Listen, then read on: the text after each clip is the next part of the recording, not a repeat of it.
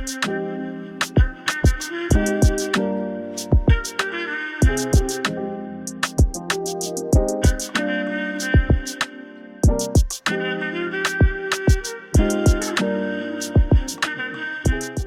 watching Slingshot the Podcast, the misunderstood voice, the culture's power. And today's episode is entitled, I've Got the Power. I got the power. You know, sometimes this song is also referred to as The Power, or Snap the Power, or I've Got the Power Snap. So if you are someone of a certain age, you probably remember this jam. Yeah. What I did not know when I was researching for the lyrics is that this was a European group. This was sung by a group from Germany.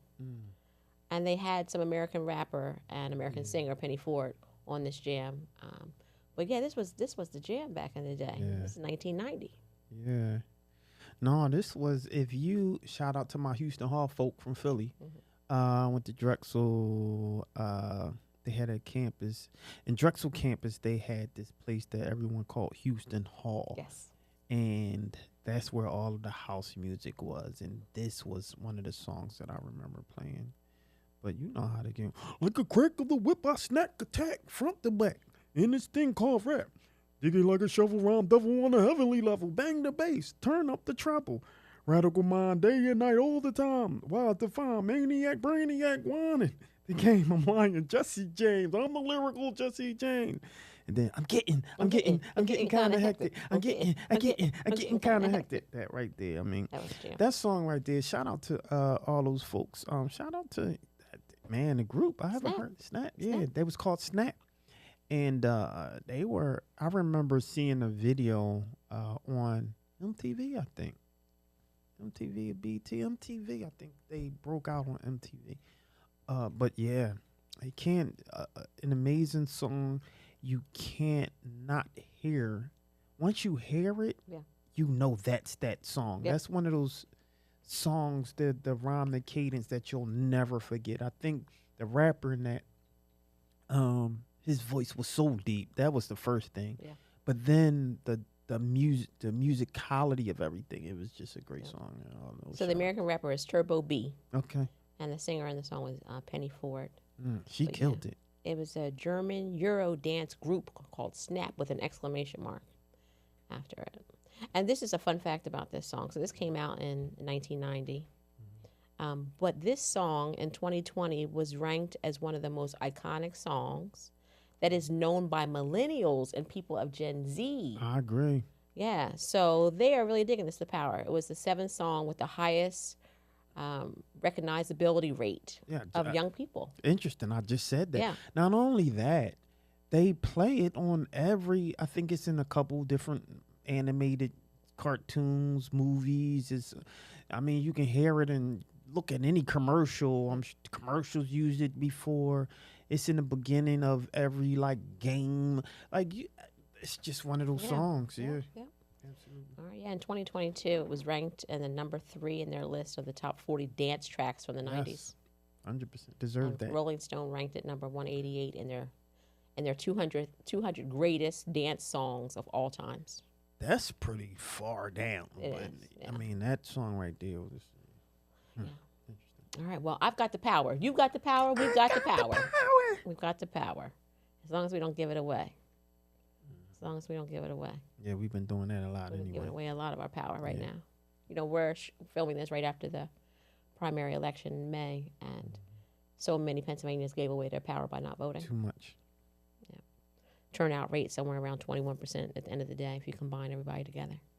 21%. 1 in 5 Pennsylvanians voted. Jeez. And so you've got the power. You better use it while you've got the power. 1/5 of a person. Yeah. You've got the power as long as you keep using it. Yeah. All right, well, we've been talking about the gutting of the Voting Rights Act of 1965 and several of the previous episodes. And it's just, I'll just never stop talking about this because it was one of the most iconic, important acts ever passed by Congress, 1965 Voting Rights Act, and it has been thoroughly gutted over the last 2 decades with the Eric Holder decision that they had. Citizens United gutting the Voting Rights Act, and then the Section 2 of the Voting Rights Act gutted under the Trump administration by the United States Supreme Court. Wait, I just don't get it. Just that quick. Yeah. It took that long just to get that for that snap. Yeah. Just to take it away. You know, the Voting Rights Act of 1965 had to be reauthorized. So 25 years after it had to be reauthorized, and it was, and then they did away with having to reauthorize it. But imagine today, this administration obviously would never have reauthorized the Voting Rights Act. Absolutely not. Yeah. This today, absolutely not. Yeah. That's why I fuss at the Dems, because we have to stop playing nice. We have to get in. Once we get back in, you got to just start checking that. I want that. Give me that. Start acting like Oprah in there. Yeah. You get a car. You get a car. You get a health care. Yeah, you get raise the minimum wage. Y'all better get in there and do that, because that's what they're doing with no thought about it. Yeah. No thought about it. It's so methodical. Like, I got to give them credit. Like, that's what I said. It's planned out. It's strategic. It's patient. It's, Where's our strategy? Where's the Dems? If someone can leave it in a comment, let me know where's our strategy at. I want to know. I've been asking about this for a long time, ever since our new president is in office. Tell me what our strategy is. Yeah. Tell me what our strategy is. Yeah. I haven't heard anything yet. We need a Project 2025. And until that happens, you're going to continue to have people who say the two parties are the same. See? That's it. There's no arguing with me right now with that. That's what I'm saying. There's no arguing. Mic drop with that. Mic drop moment. There's no argument with me. You're always right. It's no question. Yeah. I do want to give up credit where credit is due. To who? So I believe it or not, I want to give it up right now to the Republicans in the South Carolina Senate. Well, some of them, 12 of them. 12 Republicans in the South Carolina Senate decided that they were not going to eliminate South Carolina's only district that is being held by a black person, Representative Jim Clyburn. Okay. So 12 Republicans crossed party lines, and they said, no, we are not going to do away with this congressional map and change the way that a majority black district gets to choose their elected official. See, I don't like the rhetoric that says all Republicans are the enemy of the Democrat. I don't like that rhetoric. It's like all Republicans are bad if you're a Democrat, right? Mm-hmm. And I'm not a Republican, so I don't know what they're saying about the Dems. But the Dems, I mean, we grow up thinking that the Republicans are the enemy, and you better not become a Republican or side with the Republicans. That's how we grew up, right? I don't know how, many have, but that's how we did.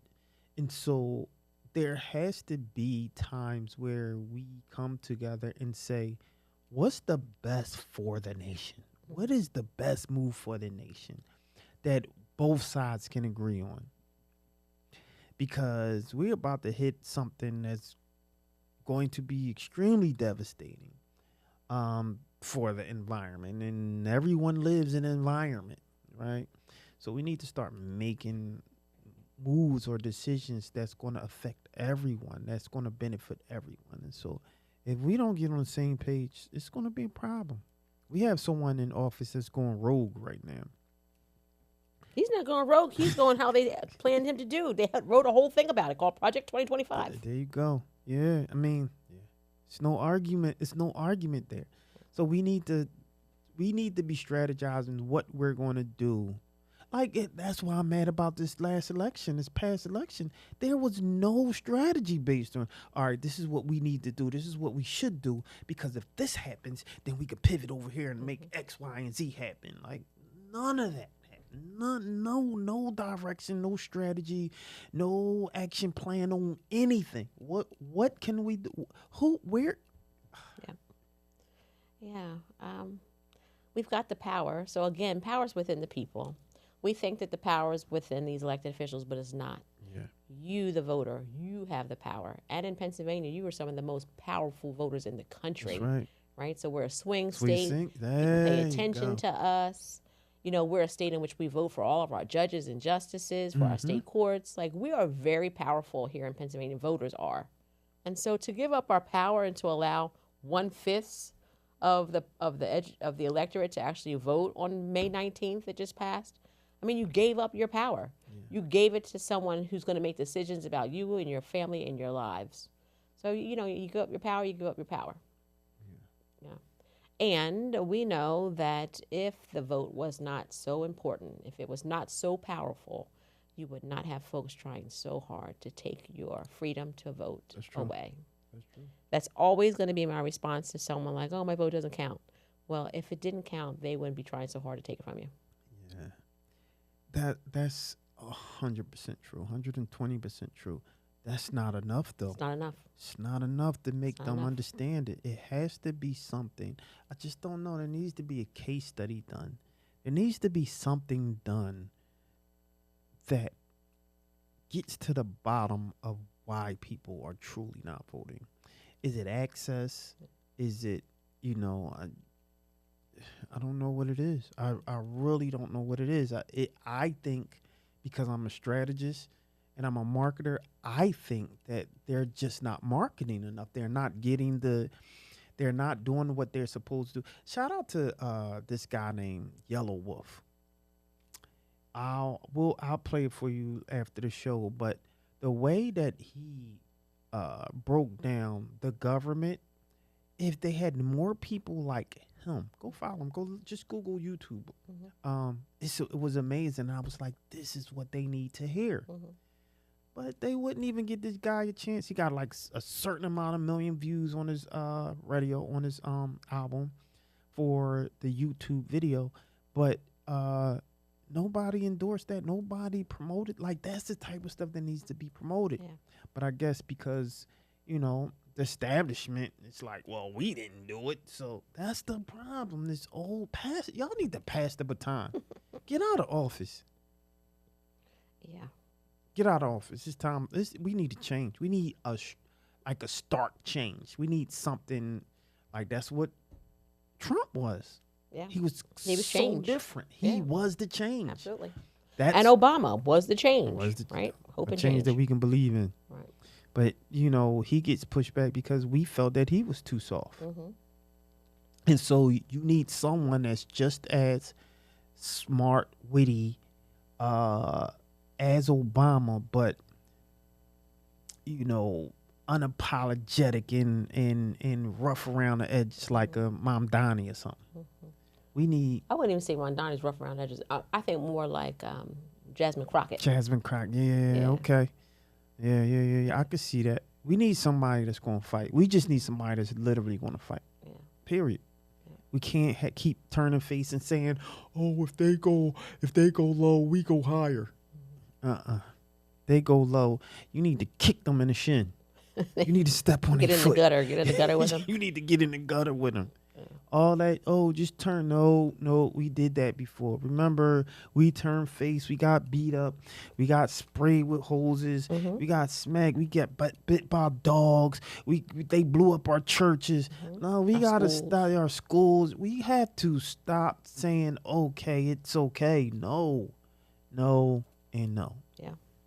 Well, I'm not going to let one thing go, which is, what we expected from Obama, because the voters failed the Obama administration during the midterms. Mm-hmm. So he's elected in 2008. He's in office 2009. Yeah. You have the midterms, in 2010, and people did not come out and vote in the midterms in 2010.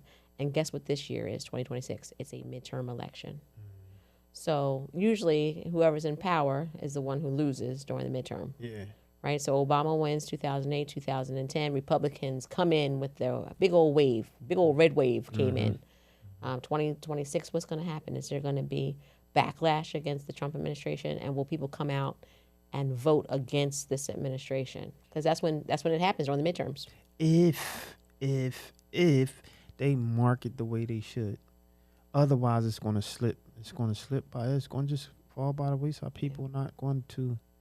They need to do something. They need to spend some money. I'm not even going to talk about the Kamala campaign. They spent way too much money in the wrong places. Mm-hmm. Right. Well, they spent the money supposedly on advertising, and it didn't reach the people it needed to reach. No, they went to the people. So many of that money went to TV. The TV execs got all that money. Yeah, we didn't watch TV. We're not watching TV. Yeah. We were so busy arguing, pontificating on what's fake information and fake news and who. No, we needed to be strategizing and get rid of all that. And I'm going to tell you right now, if whomever is in there don't talk about supports for men, especially black men, it's going to be a problem. Because that was the biggest argument. Well, you have all these policies. You're talking about everything else but black men. Black men like, yo, what about us? Yeah. Meanwhile, we was the number 2 audience that came out to support. Right. Well, I have a lot to say about black men right after this break. Okay. All right, because our friends over at Hit Strategy, they put out a survey. They surveyed black men and asked them about their voting patterns and behaviors. Mm-hmm. So I got some results from that survey. Let's go. So I want you to see if you find yourself in these same survey results, black man. Come on, Cletus. Yeah. All right, so we'll be right back. Stick around. When we come back, we're going to talk about those survey results, and we're going to get into a little timeline about when we actually had all of these voting rights before they take them all away from us, because we haven't always had this freedom to vote. Mm-hmm. All right, so stick around. We'll be right back. You're watching Slingshot the Podcast, the misunderstood voice, the culture's power, at New Millennium Multimedia Studios.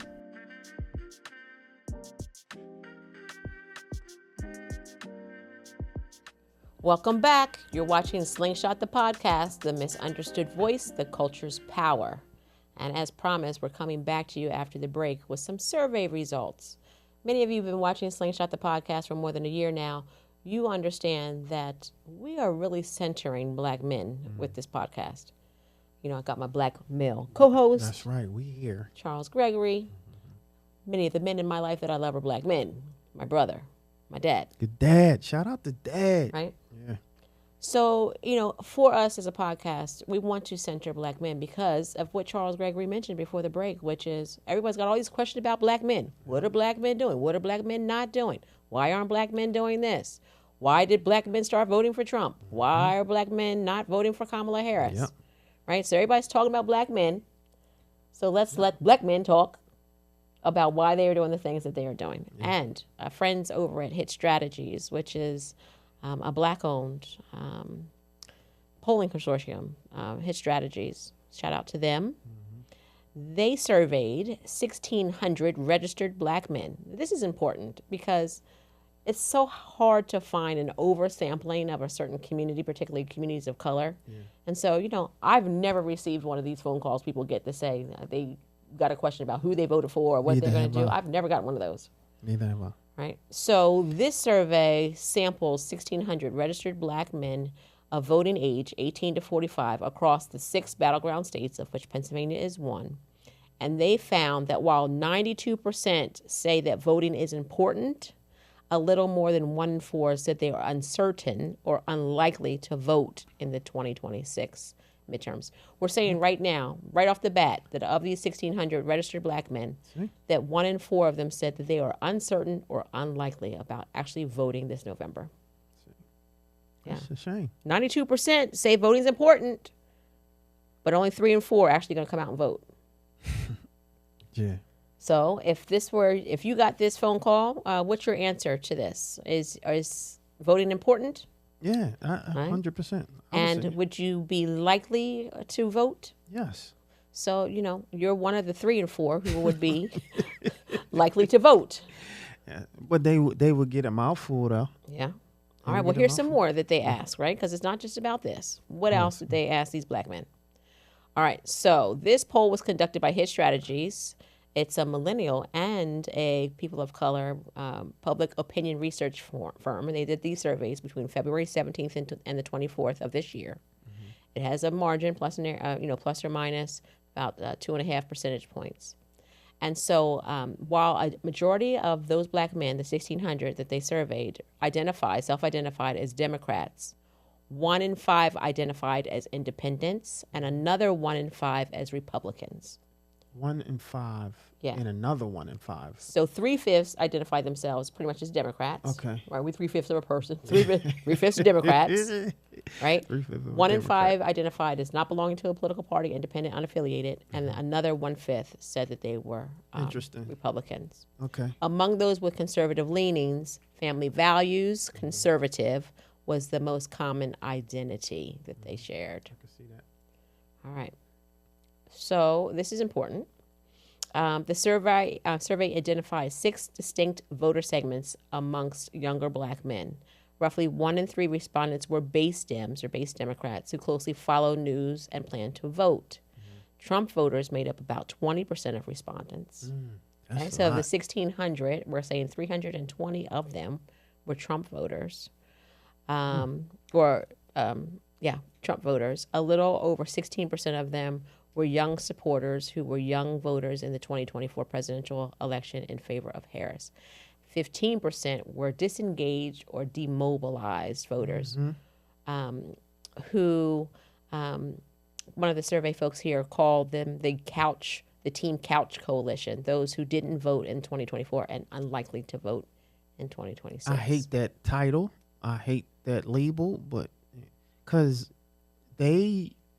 people who say, so a non-vote, right, says a lot, right? And that could be a protest. So calling them a couch vote or whatever he just labeled it.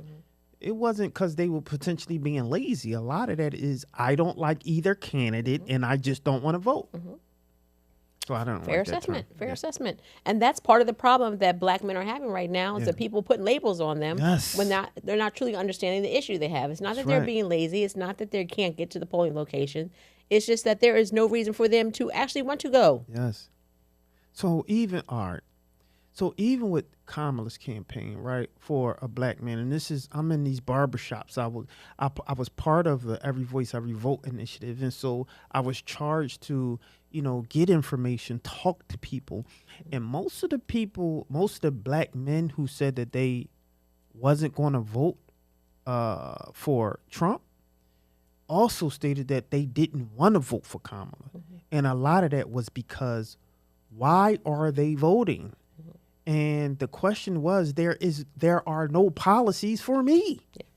Like there's a lot of policies for women. Yeah, there's a lot of policies for our LGBTQ population.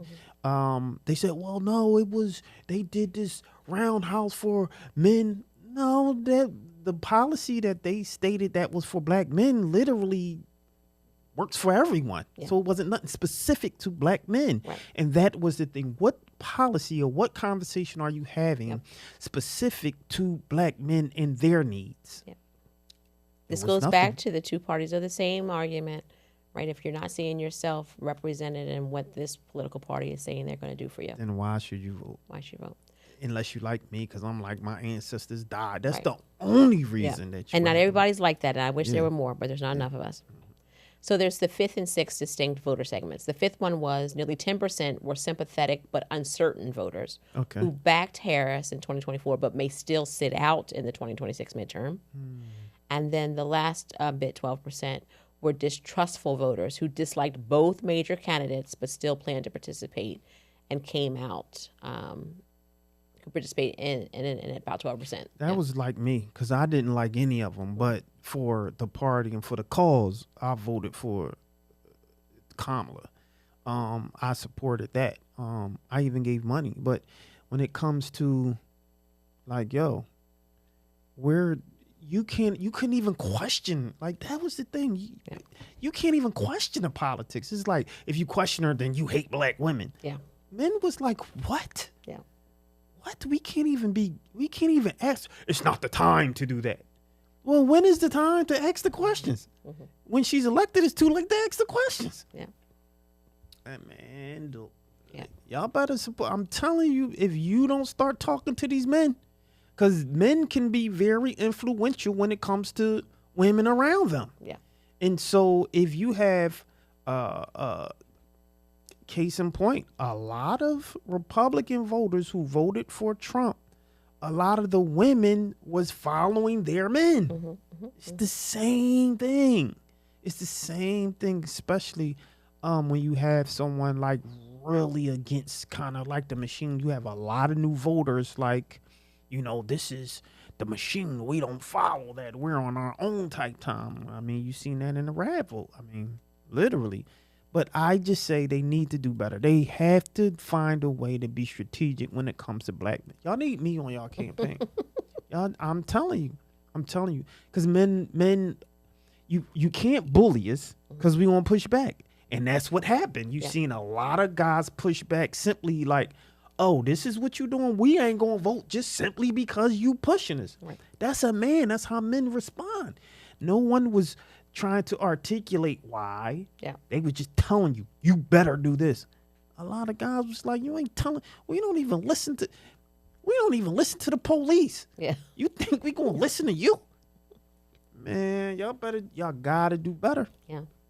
And then what I really took note of and what I really disliked was calling out black men as if they're doing something different than what white men are doing, right? Like, black men are still in support of voting rights, raising the minimum wage, fair housing, equitable funding of schools. Keep going. Right? Black men are in favor of those things. All of them. And yet you still have people who are like, what's going on with black men? But when was the conversation about what's going on with white men who are not in favor of these things that are going to benefit their kids? That's right.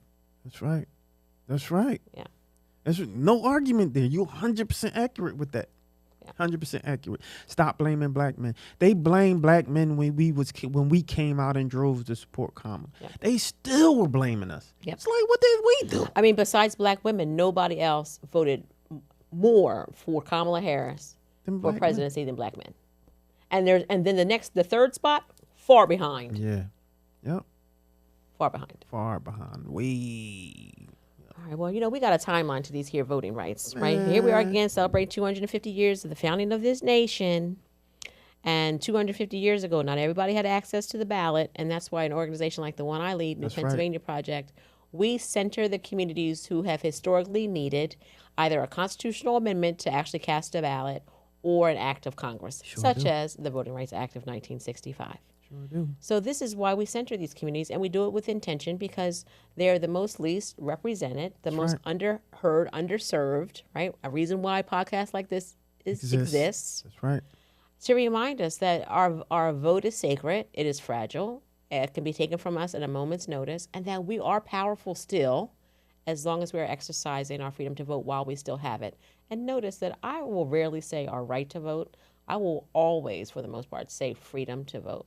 Because if it truly was a right, somebody could take it from us, and they're taking it from us. That's true. You know what? I want to make this one point, though, that someone told me that I just thought of. This gentleman said, you know how we love the return of citizens, right? This gentleman said he was so, he felt a slap in the face by people when he was talking about, voting, right? He knew that he was going to vote. But he said he overheard Democrats use the rhetoric of, well, why would you vote for Trump? He was a criminal. He was a felon. He's a felon, yeah. Well, you're talking to someone that just returned home. So how do you think that made him feel? Right. So you had a lot of people like, wait, I know a lot of felons that's doing good now, or, did their time, came back out. People would consider me a felon. Yeah. You're talking about me. That's what a lot of guys felt. Yeah. I'm going back to Wanda Sykes. Wanda Sykes. Wanda Sykes. Wanda Sykes, yeah. I'm going back to Wanda Sykes to remind us about what she said in her comedy special. Why did Democrats lose folks? Because they were calling them the uneducated. How are we going to gain back the uneducated population? Well, hell, stop calling them uneducated. Uneducated. How about that? Stop calling them uneducated. Yeah. Yep. I love her. She on my Mount Rushmore. Yeah. But that's that. I just wanted to throw that out there. Y'all have to stop using certain things that when you look in the mirror or when you look at your cousin, your uncle, your father, your son, your brother, look at those characteristics that maybe they may have when they slipped. Yep. And now they're doing well. And if that mirrors anything that you said you had a problem with the so-called president, you are then to a degree attacking them for that same thing. Yeah. And so when the whole narrative, especially our academics, was, oh, he's a felon. He did. You turn on radio, oh my God, they was ripping a hole in how much of a felon he was. And meanwhile, you have people in a barbershop like mad, angry, ripping those whole stuff because it's like, yo, don't nobody care that he was. Who cares that he was a felon in the grand scheme of things? Obviously, the voters, how many millions didn't care? That's what I'm saying. Yeah. So it was a wrong strategy. Yes, he was a felon. Yes, he did all this other. People just didn't care. Yeah. And, well, I'm talking about certain men. Some people cared, right? But a lot of men, especially black men, did not care about that. They didn't care about some of the things that y'all was trying to get people to vote. Reproductive rights is very important, but that doesn't necessarily directly reflect black men specifically, right? Targets them. Yeah. And so what happened was they were using a talking point that black men didn't really care about like that, except some. Yeah. You know, like, I guess me, like, I'm, what 1/3? I'm 1/5. I was one of the 1/5. Yeah. And so you have 4 other people that's like, I don't care about that, right? So then what do? You have to start really, truly asking black men, or just paying attention. What really affects black men? What is affecting black men? What have I seen that black men are struggling with? Right. I'm going to tell you a cheat code. A lot of women won't like this, but if y'all target child support, you want to get all black men on that. Wait, that need to be I'm adjusted. Stop you. I'm gonna let you finish, but let me finish. I'm telling you. Somebody, I just read this the other day. Somebody read somewhere that Donald Trump was going to eliminate child support arrears or automatic deductions out of paychecks. Them's in trouble. And when they heard that, they were like, Donald Trump. See? Right? But then later, after voting for him, finding out that this is not a thing, then they're like, oh, I regret this. It was fake news. Yeah, it was fake news. But they heard it, and that's what they did. But that's that's an actual case study. Yeah. Right there. Yeah. Literally, if you adjust that, or at the very least make it fair. Right. When we talk about who gets the children, it's overwhelmingly over to the side of the mom. Like, if you equalize that, you make it more fair. We know that all of this stuff is a bias. We see that that's the number one thing that you will always hear men complaining about. If you adjust, whoever does that is getting a black male vote. If you mention anything, you can say we're even considering it, and you want to have the black male vote. You have to be fair and just when it comes to all of these policies, and that's where you want to get the black male vote. You remind me of a really good point. So this is back in 2016, the Hillary campaign. And there were many people who were saying, well, what are you doing for women? Like, I don't hear your policy for how you're going to protect women. And, what we heard from the campaign was, oh, well, we're going to child tax credit, and we're going to do this for child care, and we're going to do this for abortion rights. And so many of us without children were like, well, what are you going to do for the women without children? Yeah. And they're like, well, we just said we're going to do the child care tax. But did you not hear what we just said? We are women without children. What are you going to do for the women without children? That's right. So you're not listening to what the question is. You're not listening. They're doing what they say that they want to do, and that is the problem. It's, as long as you don't listen, it's just as longest thing is going to continue to happen, and it's no way around. Case in point, you brought up Hillary. Then what was the number one thing that you heard black men talking about Hillary? You remember? Relationship with Bill? No, the super predator thing. Oh, super predator. Yes.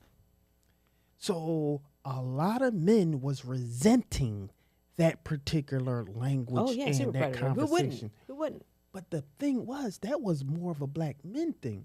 You didn't hear a lot of black women or women talking about that. Yeah. That was the concerns of black men, and that was the feeling. No one cared. They were, that you should get over that. See, that's something. When they told y'all to get over something, there was a problem. Yeah. No one listened to black men. Whatever. I'm telling you. Listen, it's coming from a black man. Yeah. Just listen. We're not even telling you to do. We're just saying, just listen. Take what you heard, use that, understand the case studies, understand the information that you're getting. It's anecdotal. Right. and then use it from. Listen, that's my soapbox. I'm gonna tell you why I'm mad, son. Look here. Thank you for being on the soapbox. We need more of y'all on the soapbox. All right. Well, we're going to take a quick break. When we come back, I'm going to, as I promised before, we're going to talk about this timeline of voting rights here in this country. And we're going to dig into this thing because so many people are mad at the president about a pothole, or they're mad at the mayor about minimum wage. Yeah. But you're mad at the wrong people. That's right. So let's get into what these political positions are about, what roles they have, what they can and cannot do, and why it's important that you vote for every single one of them. So we'll be right back. Love it. You're watching Slingshot the Podcast. This is more than just a podcast. This is a movement to inspire and motivate and mobilize. This is for those whose voices have been unheard, misunderstood, undervalued, and underserved. We're going to talk about sports, culture, entertainment, and we're going to use this to build power in our communities. All right, we're back. You're watching Slingshot the Podcast, the misunderstood voice, the culture's power. Today's episode is I've Got the Power. That's that snap hit from 1990. Yeah. I've got the power. I got the power. You've got the power. We've got the power. Voters have the power. And if you are eligible to be registered to vote in Pennsylvania, please get registered to vote. Please cast a ballot, and please hold elected officials accountable for the promises they make us. Yeah. So, when we were last here, we took that break. I was talking about just a reminder of our voting rights, that they are fragile, that they are sacred, that they can be taken away at a moment's notice. Look how quickly the Trump administration has gutted the Voting Rights Act of 1965. All right, I'm going to remind us all, because we're coming up on, here's the Juneteenth holidays. We got 4th of July. And I want to make sure we fully understand when everybody in this country had the freedom to vote. So, 1776, who had the freedom to vote in America? Who had it? Who were the only people who had the freedom to vote in 1776? Those who didn't look like us. With very few exceptions, it was white land-owning men. 1776, white land-owning men. So you had to have a little bit of money with you. Land-owning. Land-owning. You had to have some money. Land-owned? That's land, it? Just land. Yeah, you probably own some people too, maybe. There you go. Right. But you definitely had to own some land. Okay, so 1776. We go like 70 years later, and it's still just white men. Now we've taken away the land-owning part, and we've opened it up now to white men, as long as they are white men, right? We move into the timeline further and further. We get into the Reconstruction Amendments. 13th Amendment said black folks, you are no longer enslaved. 14th Amendment said, now what? Guess what? You got citizenship. Maybe you'll get some access to the ballot, but you probably won't. And then the 15th Amendment, which we wear on the back of our jackets as an organization, that's supposed to eliminate some of these barriers to voting and ensure that black men have access to the ballot. Yeah. Black women still waiting on that 19th Amendment and beyond, because the 19th Amendment didn't give black women the freedom to vote as it did white women. So it's just a reminder for us, like, let's not get this confused. There has not been a very long period in time in which black women in particular have had the freedom to vote. It really took that Voting Rights Act of 1965, which means we've only truly been voting in this country without fear of being lynched and all the other things, right? The various deterrents to voting, such as literacy tests, or how many jelly beans are in this jar, or grandfather clauses, or poll tax. We've only been voting for 60 years in this country. Yeah, I was about to say that, just about 60 years. 60 years, that's it. All right, so now that we know how long it is that we've had this freedom to vote, which we can't give up this power while we have it. If we want to keep this power, we've got to exercise it. That's crazy. How old is your dad? My parents are 78 years old. They went through. That's what's crazy. Yes. We still in a generation of folks that went through the stuff that we're talking about, that people don't even get it. That's why immediately after the Voting Rights Act was gutted, I said, check on your older black relatives. That's right. Because they are not okay. Absolutely. They lived through this. My mom was in high school. They were They was on the front lines fighting for it. And they're watching what they fought for be gutted in their lifetime. It's crazy. In their lifetime. Okay. We're going to close out here today because this has been an episode to remind you about how powerful you are. Again, step 1, get registered to vote. Glad you do it. Step 2, actually cast the ballot. That's the hard part. Yeah. People get registered. Doesn't mean they come out and vote. And number 3 is hold elected officials accountable for the promises they make us when they ask us for their vote. Because they may say, I'm going to get you off of child support. They may say, I'm going to raise your minimum wage. They may say, I'm going to, give you back at this big old tax rebate. But it doesn't happen. But that's the problem. Real quick that you say that. That's also the problem, because people say, how do I hold them accountable, right?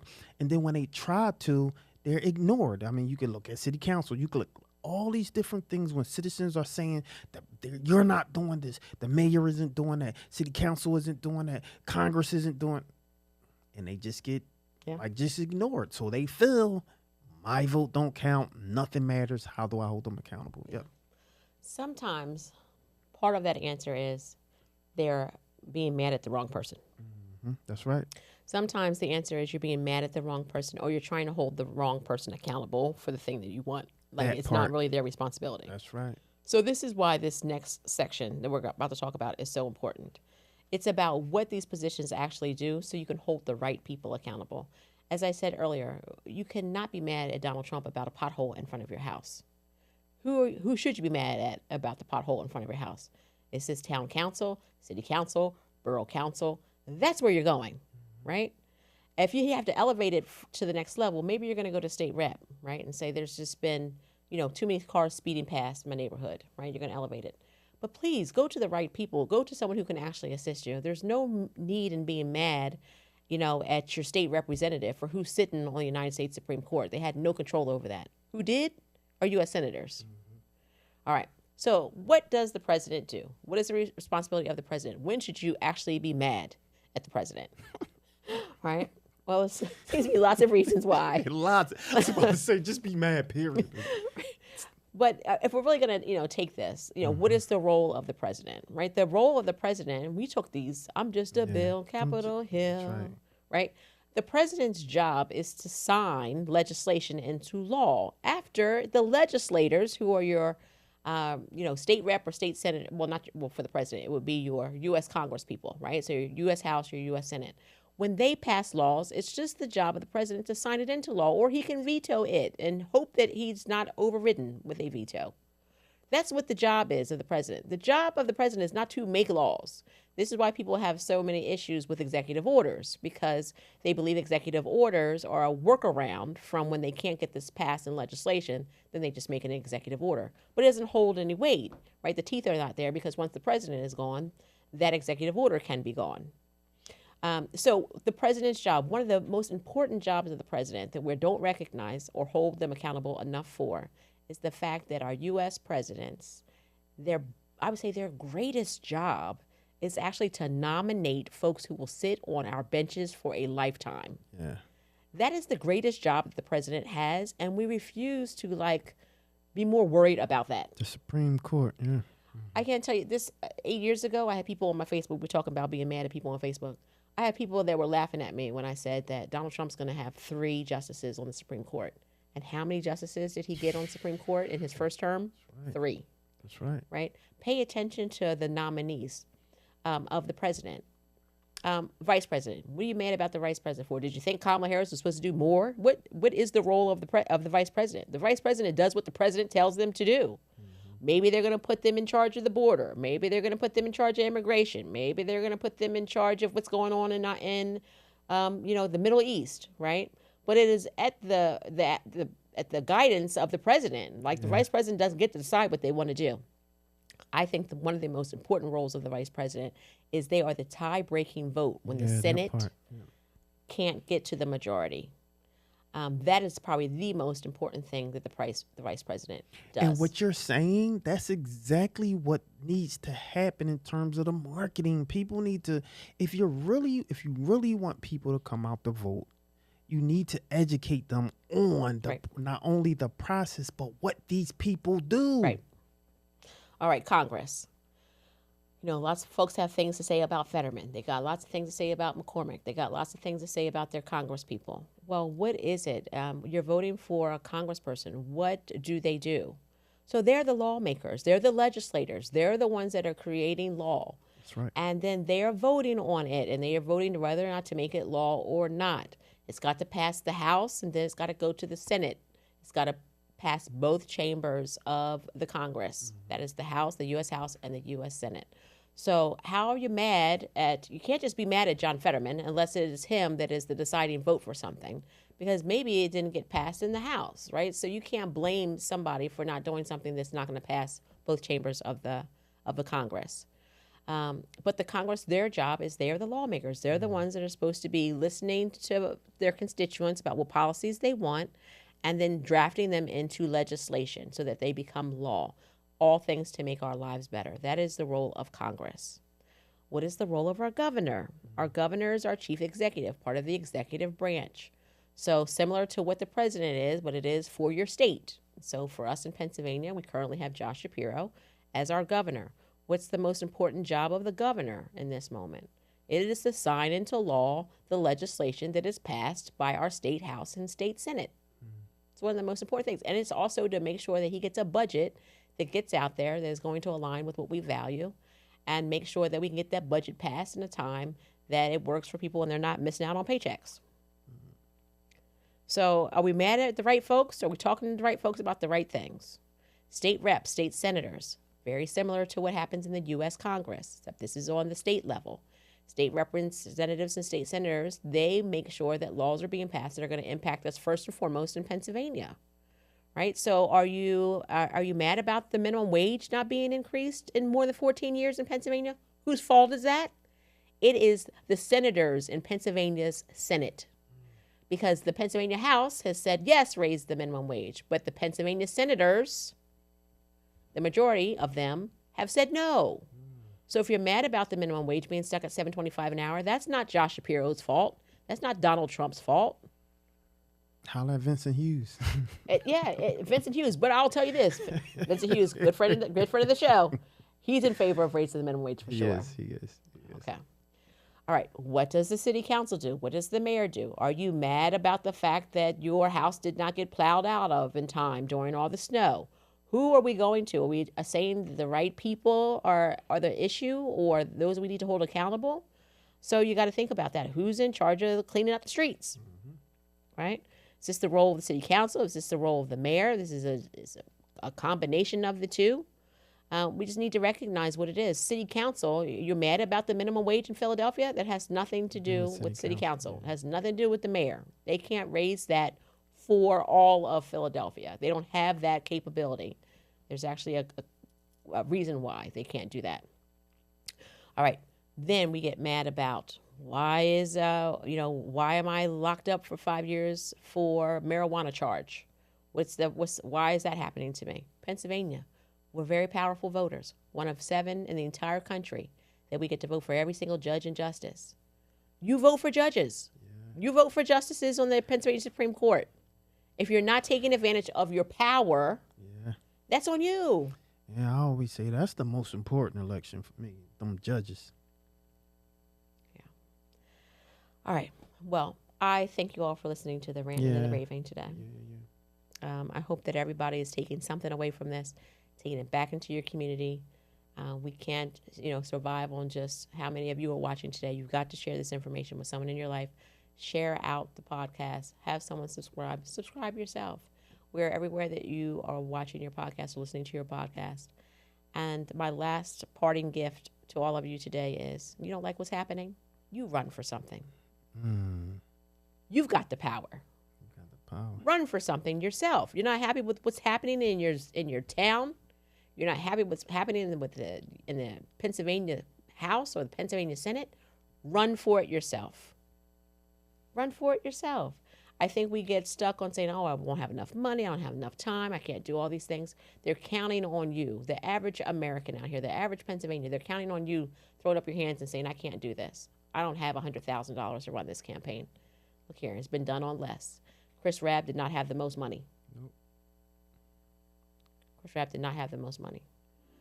All right, run for something. You can do it. Get your team behind you. Who's electable? Whoever can get their most supporters to show up to the polls. You can be electable too. All right. So with that, I want to thank you all for joining us today. Thank you for joining Slingshot the Podcast. You've got the power. I've got the power. We've got the power. Don't give it away while you still have it. Have a great day, everybody. I'm Kadita Kenner, and you're watching Slingshot the Podcast, the misunderstood voice, the culture's power.